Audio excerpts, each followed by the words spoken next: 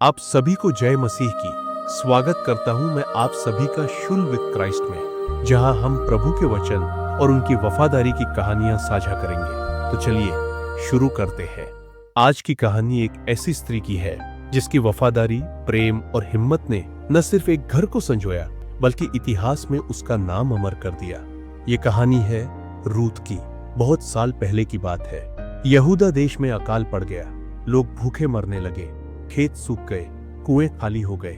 उस समय एक आदमी था, एलीमेलेक, जिसकी पत्नी थी नाओमी और 2 बेटे थे। वो सोचने लगे अगर यहीं रहे तो परिवार भूख से मर जाएगा। तो उन्होंने फैसला किया कि वो अपने देश को छोड़कर मोआब चले जाएंगे, एक परदेश, पर शायद वहां खाना मिलेगा। कभी सोचा है, जब पेट की आग जलती है तो लोग अपनी जमीन, अपने लोग सब छोड़ देते हैं। फिर वे लोग अपने देश को छोड़कर मोआब चले गए। मोआब में कुछ साल अच्छे बीते। नाओमी के दोनों बेटों ने मोआब की लड़कियों से शादी कर ली, ओरपा और रूत। लेकिन किस्मत ने एक बार फिर चोट की। पहले एलीमेलेक की मौत हो गई, फिर कुछ साल बाद दोनों बेटे भी चल बसे। अब रह गई 3 विधवा औरतें, 1 माँ और 2 बहुएं, पराये देश में, बिना सहारे, बिना आसरे। फिर नाओमी ने सोचा अब मैं अपने देश लौट जाती हूँ। सोचिए, नाओमी ने जो देश छोड़ा था उम्मीद के साथ, अब वो लौट रही थी खाली हाथ। जब नाओमी यहूदा लौटने लगी तो दोनों बहुएं भी साथ चली। लेकिन एक जगह आकर नाओमी रुक गई। उसने रोते हुए कहा, बेटियों, तुम अभी जवान हो, मेरे साथ क्यों आ रही हो? मैं तो बूढ़ी हूं, तुम्हें फिर से बेटा नहीं दे सकती। जाओ, अपने घर लौट जाओ, नई जिंदगी शुरू करो। ओरपा कुछ देर रोई, फिर अलविदा कहकर लौट गई। लेकिन रूत वहीं खड़ी रही, अडिग। नाओमी ने फिर समझाया, लेकिन तब रूत ने जो कहा वो इतिहास बन गया। रूत ने कहा, मुझे मत कहो कि मैं तुम्हें छोड़ दूं। जहां आप जाएंगी मैं जाऊंगी, जहां आप रहेंगी मैं रहूंगी। आपका देश मेरा देश और आपके प्रभु मेरे प्रभु। जब तक मैं जिंदा हूं मैं आपका साथ नहीं छोड़ूंगी, और अगर कुछ हो भी जाए तो मेरी मौत भी आपके पास ही हो। सोचिए, ये केवल शब्द नहीं थे, ये एक बहू का अपने घर परिवार, अपने देश को छोड़ने का एक बड़ा और कठिन निर्णय था, क्योंकि वह अपनी सास नाओमी से गहरा प्रेम करती थी। आजकल ऐसा प्रेम ढूंढना बहुत मुश्किल हो जाता है। और फिर उसके बाद रूत और नाओमी यहूदा लौट आए। दोनों विधवा थी, गरीब थी, सहारा कोई नहीं था। रोजी रोटी के लिए रूत खेतों में काम करने लगी। वो उन खेतों में जाती जहां लोग अनाज काटते थे, और जो कुछ गिर जाता उसे बीन कर लाती। ऐसे ही एक दिन वो पहुंच गई बोअज नाम के आदमी के खेत में। बोअज नाओमी का रिश्तेदार था, लेकिन रूत को नहीं जानता था। जब उसने देखा कि ये युवती कितनी मेहनत से काम कर रही है तो उसने पूछा, ये कौन है? लोगों ने आपस में बातचीत करते हुए बताया, यह रूत है जो मोआब देश से आई है। अपनी सास नाओमी को छोड़कर कहीं नहीं गई। हर दिन खेतों में आती है और खुद के लिए नहीं बल्कि अपनी सास के लिए काम करती है। यह सुनकर बोअज ने रूत से बहुत प्यार से कहा, तुम्हारी वफादारी और समर्पण की चर्चा हर जगह हो रही है। तुमने अपनी सास के साथ जो सच्ची निष्ठा और प्यार दिखाया है उसकी सराहना हर किसी ने की है। प्रभु तुम्हें इसके लिए भरपूर इनाम देंगे। तुम यहाँ आराम से अनाज चुनो, कोई भी तुम्हें कुछ नहीं कहेगा। ये सुनकर रूत ने झुककर बोअज का धन्यवाद किया।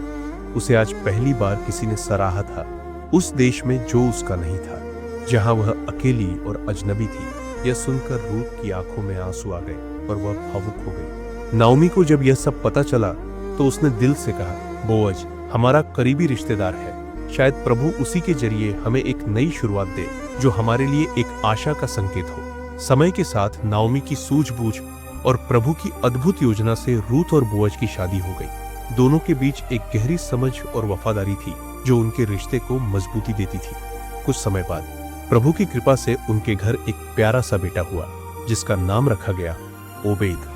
ओबेद का जन्म न केवल परिवार के लिए खुशी का कारण बना, बल्कि यह उस महान इतिहास का हिस्सा बन गया जो आगे चलकर पूरी मानवता के लिए एक अद्वितीय महत्व रखता था।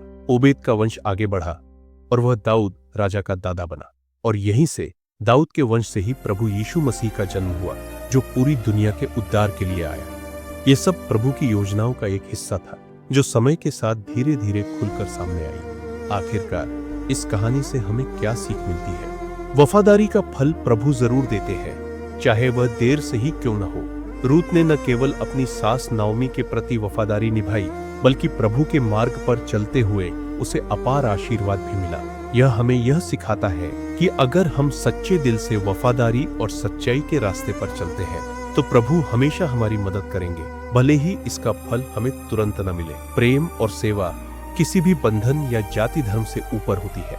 रूत ने अपने सामुदायिक बंधनों को नकारते हुए नाओमी के साथ सच्चे प्रेम और सेवा का उदाहरण प्रस्तुत किया। यह दर्शाता है कि अगर हमारा दिल सच्चा है और हमारी नीयत साफ है तो प्रभु हमें किसी भी भेदभाव से ऊपर उठाकर अपना आशीर्वाद प्रदान करते हैं। और सबसे बड़ी बात, कभी मत सोचो कि तुम कुछ नहीं हो।